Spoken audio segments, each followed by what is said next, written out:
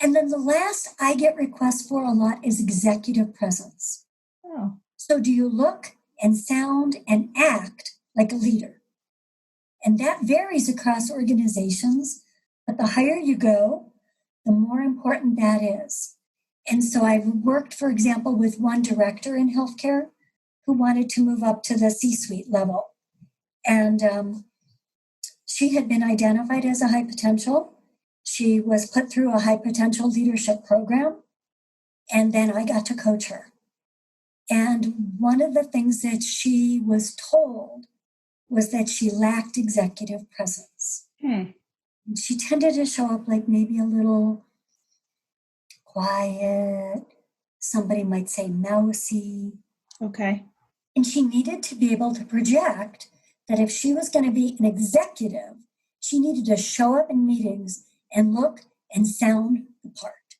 So we coached on that and we came up with strategies. And again, everybody's strategy is different. Sure. We came up with a strategy that worked for her. And then she was interviewing for that C-suite role. So I was coaching her and we were doing practice role plays. She got that role.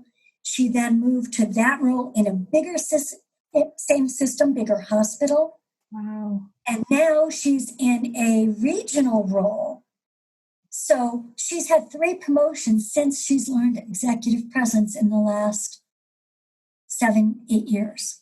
Wow, that's important. You don't really think about that, especially if you don't live or work in an executive role. But yeah, you want somebody who's going to be able to articulate, thoughtfully, and also have that presence of, I'm here, I know what I'm talking about. Right. And you don't think, oh boy, we can't trust them to help us take that hill or whatever it is.